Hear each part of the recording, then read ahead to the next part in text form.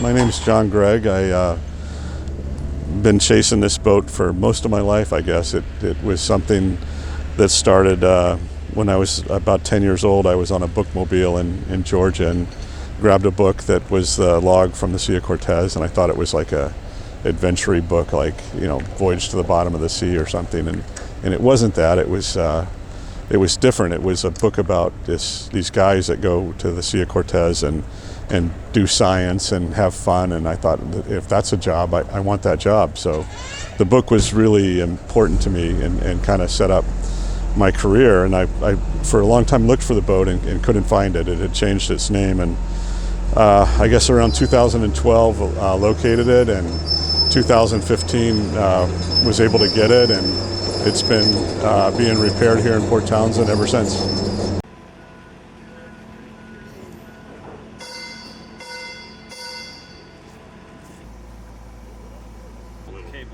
It pulls too quick.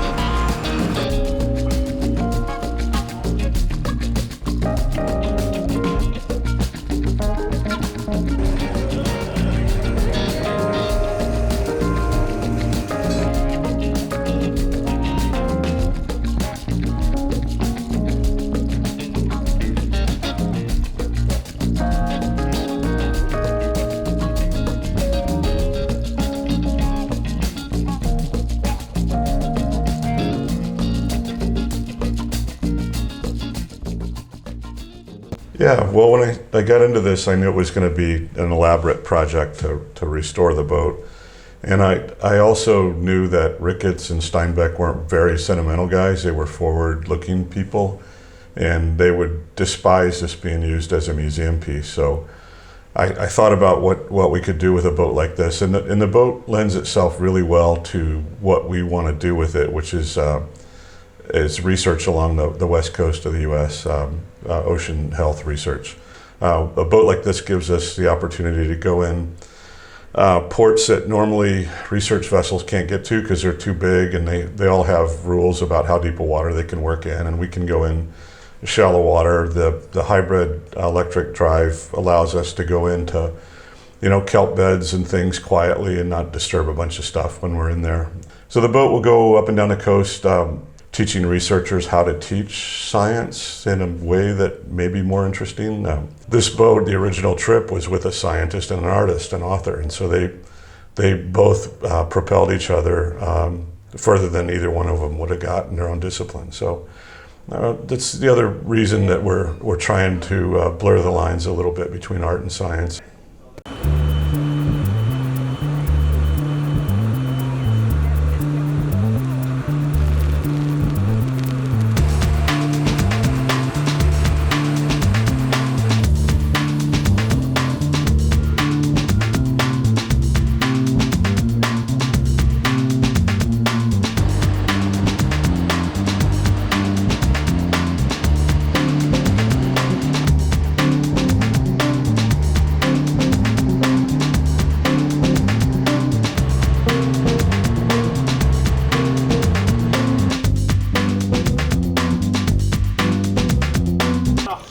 People, I figured, have had some hand on this boat, from the guys milling wood at Edensaw to the portholes and the Shipwrights Co-op. Hands put together, man. It's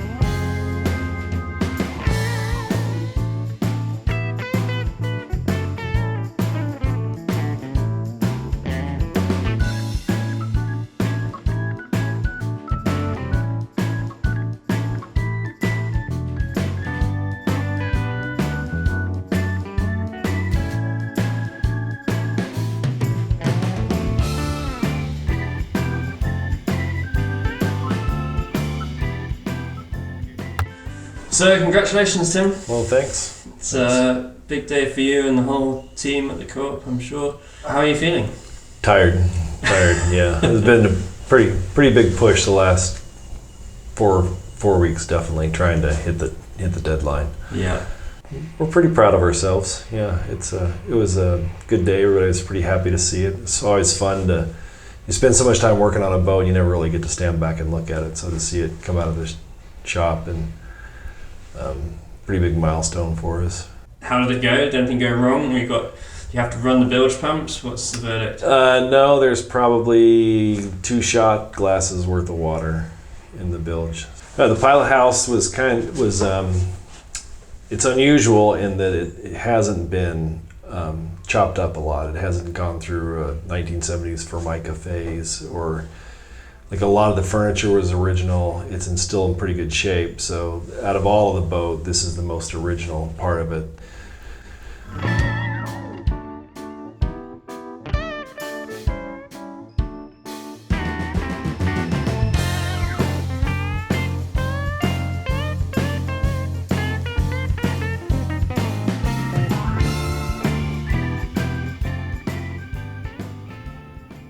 So the Western Flyer is in the water, and I want to congratulate the whole team at the Shipwrights Co-op and everyone else that was involved in the rebuild and John Gregg, of course, for such an amazing achievement. Now, the hull is complete, of course, but there's a lot of systems still to go in and a bit more accommodation work down below to do. So she's going to be towed down to Seattle is the next step. She's going to have her hybrid engine and the rest of her systems fitted down there. Now, I think they may be having a bit of a celebration at the Shipwrights Co-op, so we're going to head over there and just meet a few of the crew that were involved in the project. Pete, did you work on the fly by any chance? Oh, just a little bit. What was your role on the project? I was Tim Lee's co-lead, kind of his main right hand, I guess. And I heard you led the restoration on the house. Yeah, I was in charge of the house and getting it off the boat and making the deck fit to the old house and all that. Very nice job. Yeah, thanks. It was fun. If you could describe your experience in the project in just a couple of words. It was amazing. Absolute privilege to be a part of restoring history. Wonderful crew, wonderful people I worked with all the way through. And while we all definitely had our tense moments, the funniest thing was most of the pictures, there was a lot of smiling faces, including you. Three words to describe my time on the flyer, because I was on it early. So dirty, dusty, and stinky. Yeah. Dirty and dusty are the same, I guess. And we didn't know whether that was Pete or it was the boat. It was an honor. Very cool. Ouch, my arm hurts. And my back, and my knee. We're pretty lucky. This is an awesome community. It's an awesome way to make a living in 2022. We feel honored to be able to be a part of it, and restore it, and preserving a piece of history. And I think that's why I'm so excited and privileged to be involved in it.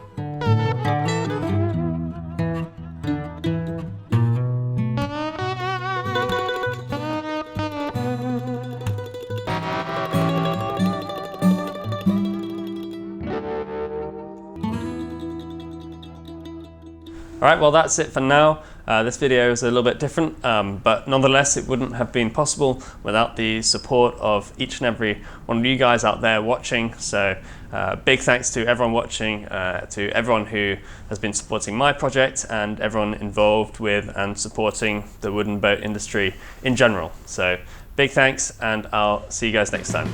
Cheers.